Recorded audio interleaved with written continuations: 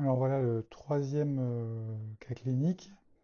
Donc cette fois-ci, vous êtes face à un patient de 70 ans qui vous est adressé via le service d'urgence de l'hôpital pour un épisode de rétention aiguë d'urine.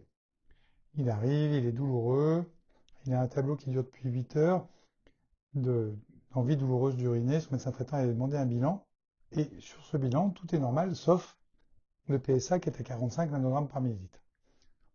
Dans ces situations-là, quand vous le recevez aux urgences de l'hôpital, qu'allez-vous proposer au patient? Prendre sa température, poser une sonde Almer, faire un toucher rectal, faire un neuroscanner, faire une échographie abdominale avant tout examen. Donc, voilà les réponses que je vous propose. Il faut effectivement prendre la température du patient parce que on a un tableau de rétention aiguë d'urine. Il faut voir s'il est ou pas devant une complication d'une prostatite. Un prostatite qui pourrait expliquer aussi cette élévation très forte du PSA.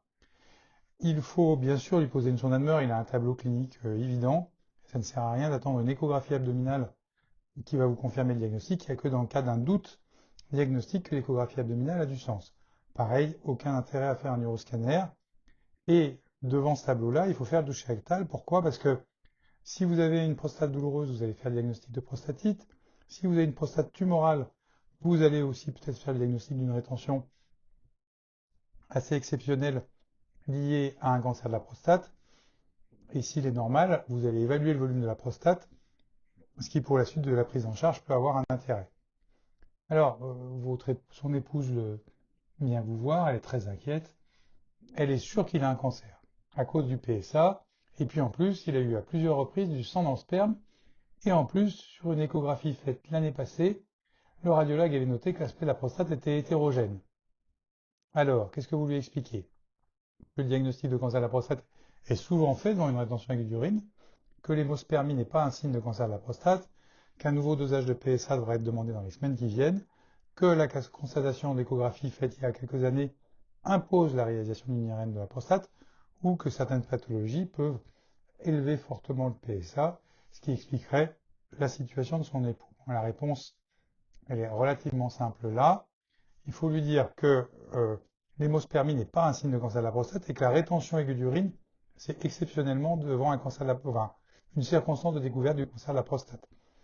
Il faudra faire un nouveau dosage de PSA parce que là, il a été fait dans des circonstances qui sont complètement anormales et il peut être très élevé, entre guillemets, pour rien. À relativiser en fonction évidemment du toucher rectal que vous aurez fait, qui vous permettra de peut-être dire, mais par contre, c'est vrai quand même que la prostate est très tumorale. Voilà. Et puis, certaines pathologies peuvent élever fortement le PSA.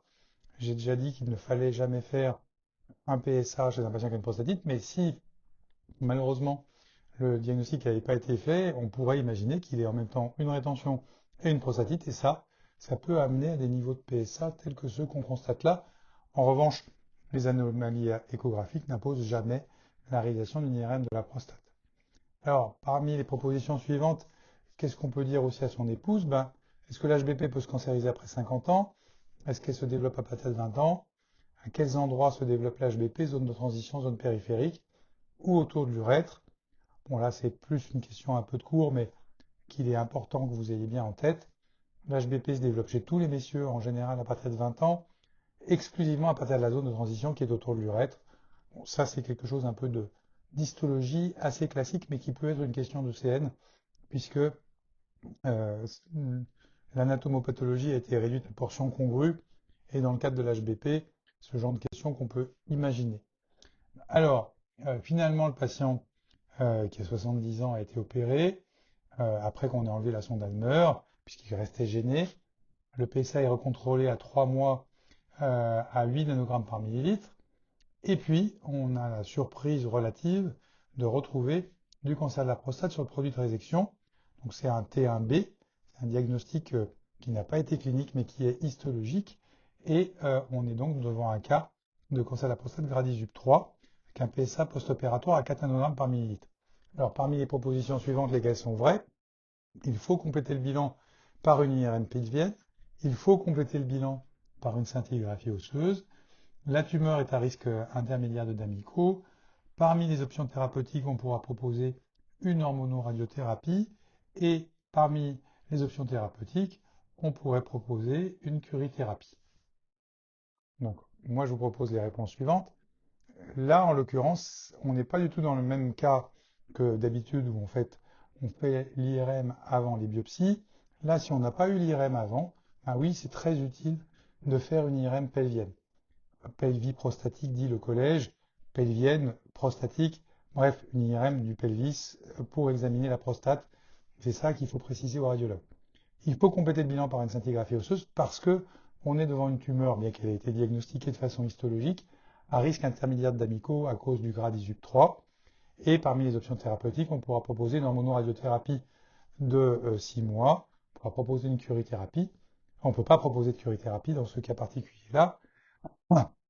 Dans les autres options thérapeutiques, on pourrait évoquer par exemple la chirurgie, mais ce n'est pas le sujet. Je vous remercie de votre attention.